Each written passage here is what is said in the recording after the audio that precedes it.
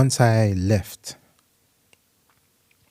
solitary confinement, I was back on the wings. They started to... The officer, to be fair though, they were cool with me. They called me in the office when the POs or CM, custodial manager, sorry. So they said, like, look, we've got like a lot of kids on the wing, and and a lot of our officers are young as well. So if the officer annoys you or anything like that, come to us first. We know you're old school. This is what they talk to. They said, we know you're old school and so forth. I said, thank you, but I have no intentions of causing any kind of disruption within your prison. I just want to go home. That's what I said to them. I said that irrespectively of whatever kind of views that people have, I said, I just want to go home. So I said, no, we respect that. So eventually, anyway, I was wing representative.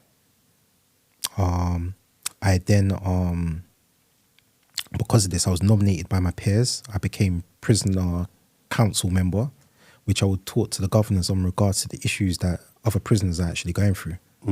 So these were the roles that I was actually having. Eventually, I was then told that I can progress. So I was taken off the book again. Sorry, I was taken off the book. I can progress to Dovegate.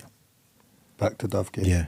But now, this is with the psychologists. And this is why we need to explore as well on regards to the professionalism of the psychologists. Now they're recommending that I need to do therapy again. That's more years. And I'm saying that, like, but for what reasons? And they're giving all this, we got concerns as well that you suffer with narcissistic traits. Yeah, that's right. Glib. What's that? Yeah, glib. So that means that you think very highly of yourself, but you're insincere. You speak very well, but you're insincere.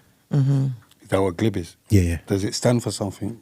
Yeah. No, that's a word, glib. Oh, yeah. glib. So they thought that you was manipulating that's people correct, as well. Yeah. And narcissistic, so they feel like you weren't taking any accountability for anything. 100%. Right. And do you feel like there was any of those truth in any of those traits? No, because I've always, as you know already, as what I actually said as well, that what I done was totally wrong. But you have to understand that in my times as well, that it was like a spaghetti western. Who draws first wins. They put you in that situation and then they expect you to be something else. 101%. And so this is it. Look, we all know. So many times that I call it, this is why I call it as well. So many times I've seen this. I call it the Humpty Dumpty syndrome. Now, it's funny as well, because remember when you talked about elevating yourself, that when you're in isolation as well, that you get to, you elevate your way of thinking, how you see things. You can tap in more to your spiritual 100%. And everything, yeah. And the way it was as well, it's actually remarkable as well, because obviously I got younger cousins, nieces and nephews, and nursery rhymes. So it was Humpty Dumpty. Now think about it. Listen to this. Humpty Dumpty. Let's go though. Humpty Dumpty sat on the wall. Humpty Dumpty had a great fall. All the king's horses and all the king's men couldn't put Humpty together again. Look at the concept of Humpty. Who was Humpty Dumpty? Humpty Dumpty was an arrogant person. He put himself in an elevated position because he thought he was hiding everybody. Because of why? Because he thought he had all the king's horses and all the king's men. That's why he elevated himself in that position. But when he fell from grace, what happened? They couldn't fix him. That's right. He crashed into 1,000 pieces because of why? Because ego, innit? Thank you. Yeah, you have to have the death of the ego, innit? They say to elevate. Unworthy, inflated ego. 101%. We say that man plans, but Allah's the best of planners. And so this is it. So I call it the Humpty Dumpty syndrome. So yeah, I totally understand that. I'm not here to sit down and criticize. That's why I will not, like, as much as even if you despise a person, but it's something that Martin Luther King actually said as well. No, but like there's always little messages. It's like the sticks and stones, which was placed there to fool you, thinking that words can't hurt when there is life and death in the power of the tongue. You're right. And do you know how I knew this? The officer said to me, he pulled me aside and he said, do you know what Cardinal Riccelli said? Cardinal Riccelli was a prosecutor in the times of, I think he was like the 17th century. And this is what quote he said: "Give me the 6 lines of an innocent person, and within those 6 lines, I'll find something to hang him with." So we know the power of that. So you're right, totally. You broke it down. You summed it up. And a lot of people are unaware of this. The power of words. You can destroy a person. Black Kings. No, that was a good one. So I heard it before. 101%. And these are the things that we need to tap into as well.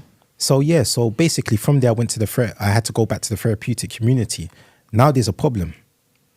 Because what their philosophy is to break you down and build you back up again. But to build you in whose image? Exactly. So when I'm like, we're just talking, like, so I'm not gonna lie, they were getting kind of frustrated. They're getting kind of frustrated because I would tell them stories, and they would have meanings to it, and then the whole of the community would like, yeah, tell us another one or something like that, and it was just annoying. And the reasons why I done this is because of something that a psychologist said. And that's what triggered a chain of events, which eventually they said I weren't compatible for therapy. And she said to me that, "I believe that you're insincere."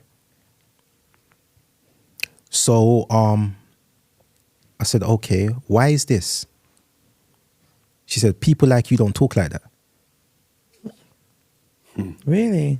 Yeah.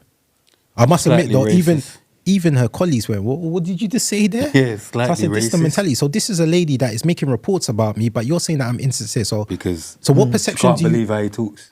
So what kind of perception do you have? So how am I supposed to talk? What perceptions do you have of our culture?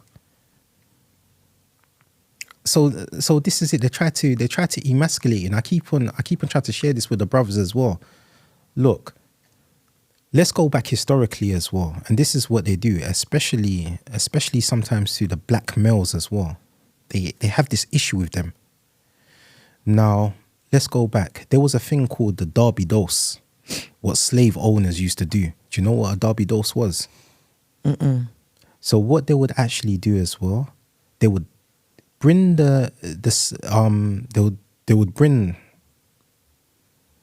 the slave and his family. They would make sure punish him in front of them, like to instill the fear. No, but it's even worse than that. And I was very shocked by this when I read what they'd done. They defecated in his mouth, and then they would saw up his mouth.